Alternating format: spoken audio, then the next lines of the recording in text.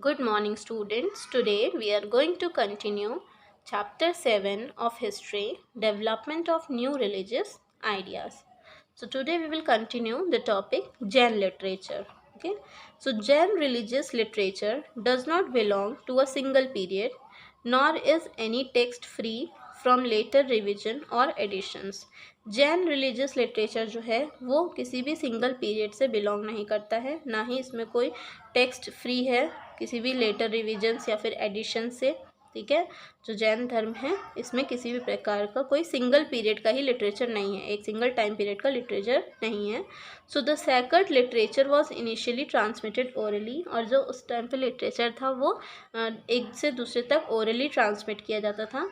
It was finally compiled and written down at a place called Vallabhi in Gujarat, और ये आखिर में कंपाइल किया गया, जोड़ दिया गया और लिखा गया एक जगह पे जिसका नाम था वल्लभी, गुजरात में. The original teachings of the Tirthankaras called the Purvas are said to have been contained in 14 ancient or prayer Purva text which are now lost. और जो ओरिजिनल टीचिंग्स है तीर्थंकर्स की, जिसे पूर्वास कहा गया, ठीक है, ये माना जाता है कि ये इसमें 14 एंशिएंट पहले के 14 प्रेयर पूर्व टेक्स्ट थे, ठीक है, जो कि अब खो चुके हैं. The Jain literature was written in Prakrit in order to reach out to the masses, और जैन लिटरेचर जो था वो प्राकृत में लिखा गया था ताकि ये ज़्यादा लोगों तक पहुंचा जा सके. It includes epics, novels and dramas, और इसमें एपिक्स होते हैं, नॉवेल्स होते हैं और ड्रामास हैं.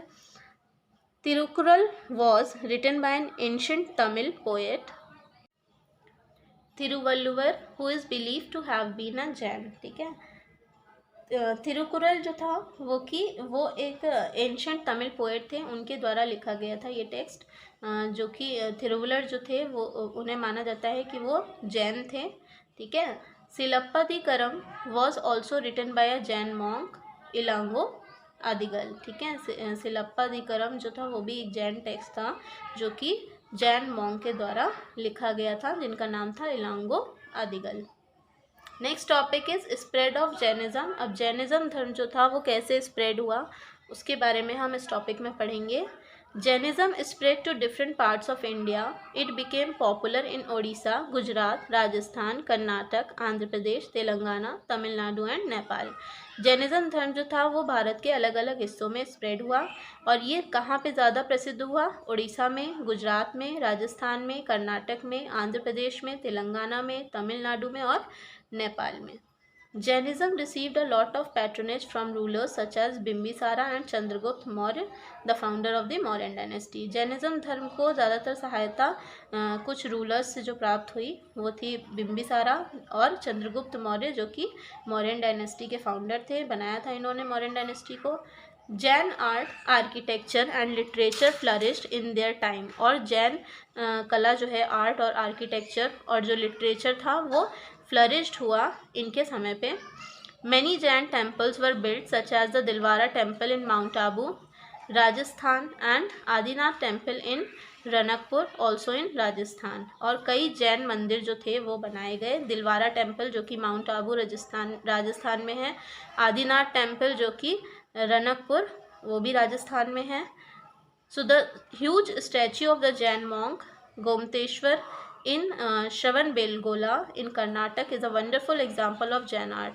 और एक बड़ा सा स्टैचू है जैन मॉन्क का जो कि है गोमतेश्वर जो जैन मॉन्क थे उनका एक बड़ा सा स्टैचू है श्रवणबेलगोला कर्नाटक में, जो कि एक वंडरफुल एग्जाम्पल है जैन आर्ट का. As you can see the Dilwara temple, Mount Abu. ठीक है, next topic is sanghas and monasteries. Both Buddhism and Jainism gained many followers. अब दोनों ही धर्म को बहुत सारे फॉलोवर्स मिले, बुद्धिज्म और जैनिज्म दोनों को. Many people left their homes and material possession so that they could gain true knowledge. कई लोगों ने अपने घर छोड़ दिए थे, ठीक है, और अपनी संपत्ति छोड़ दी थी, बहुत सारी चीज़ें छोड़ दी थी ताकि उन्हें सही सच्चे ज्ञान की प्राप्ति हो सके. They join the sanghas to do so, और इन्होंने संघास को ज्वाइन किया था ताकि वो ऐसा कर सकें. Sanghas are the monastic orders or associations that were set up by the Buddha and Mahavir for the people who had renounced their former worldly lives and embraced the life of an ascetic in order to attain true knowledge and enlightenment. और संघ क्या होते थे, ये monastic orders और associations होती थी, ठीक है, कुछ संगठन होते थे जो कि बुद्धा और महावीर के द्वारा सेटअप किए गए थे उन लोगों के लिए जिन्होंने अपनी प्लेजर वाली ज़िंदगी, जो लग्जरी लाइफ थी, वो छोड़ के, ठीक है, तपस्वी का जीवन अपनाया था, ठीक है, ताकि उन्हें सच्चे ज्ञान की प्राप्ति हो सके। तो ये इस तरह की संगठन थी जो कि बुद्धा और महावीर के द्वारा इस तरह के लोगों के लिए बनवाई गई थी। Both men and women could join the sanghs and become monks and nuns, और दोनों मैन वुमेन दोनों ही इन संघ्स को ज्वाइन कर सकते थे और मॉन्क्स और नन्स बन सकते थे, मतलब कि जैन और बुद्धिज्म धर्म के फॉलोअर्स बन सकते थे। So they had to follow the rules and regulations that were laid down by the sanghs, और इन्हें उन नियमों का पालन करना पड़ता था जो कि संघ के द्वारा बनाए गए थे। The Vinaya Pitaka of the Buddhist mentions the rules that had to be followed by the monks and nuns, और विनया पिटाका जो था वो बुद्धिस्ट का, ठीक है, बुद्धिस्ट का जो टेक्स्ट था विनया पिटाका, ये मेंशन करता है रूल्स उनके जो नियम थे जो कि मॉन्क्स और नन्स के द्वारा फॉलो किए जाने चाहिए थे।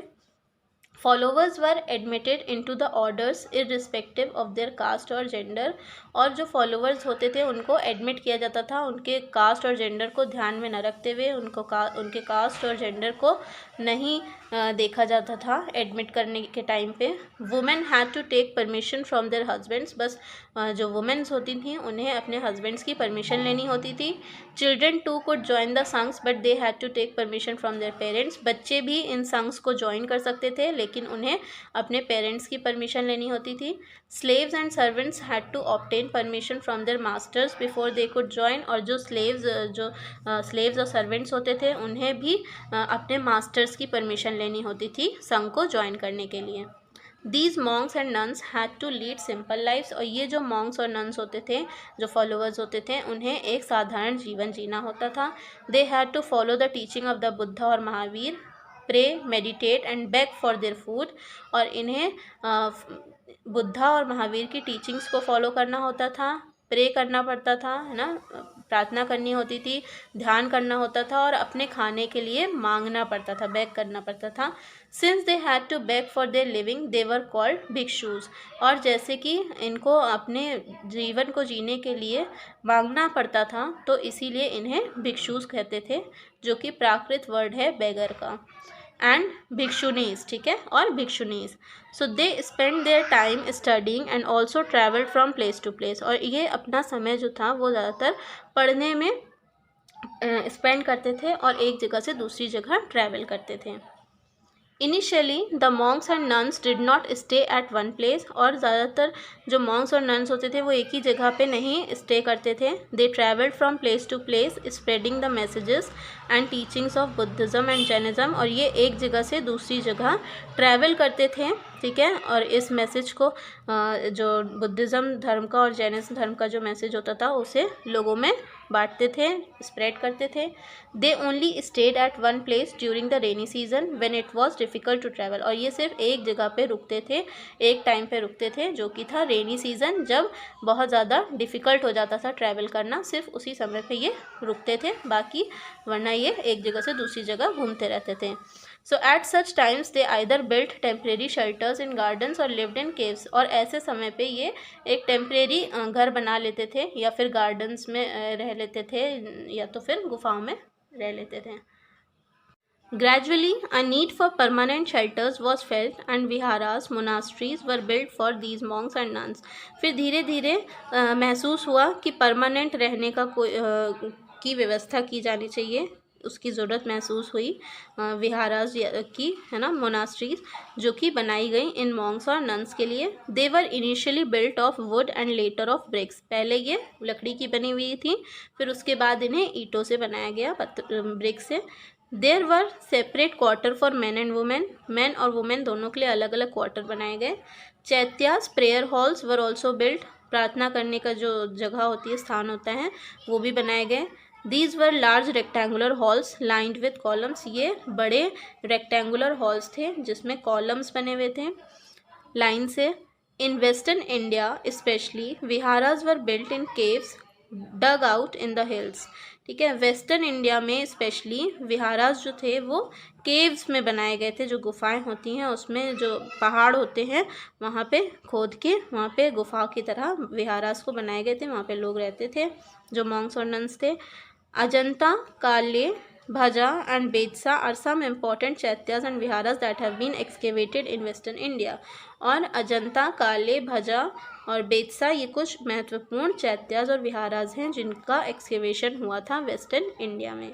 So often many wealthy people, especially traders, kings or landowners who had a lot of wealth became the followers of Buddhism and Jainism। अब हालांकि कई सारे वेल्दी लोग थे, पैसे वाले लोग थे जो कि स्पेशली व्यापारी थे, राजा थे, लैंड जमींदार थे, ठीक है, जिनके पास बहुत सारा पैसा था, फिर भी वो बुद्धिज़्म और जैनिज़्म धर्म के फॉलोवर्स बन गए थे। So they gave huge donations sometimes in the form of land where the viharas would be built। और ये बहुत काफ़ी डोनेशन देते थे, ठीक है, मदद करते थे, कभी कभी तो ये ज़मीन भी दे देते थे जहाँ पे विहारास जो होते थे वो बनवाए जाते थे। So students, here we have finished the explanation of this chapter. I hope you have understood. Thank you.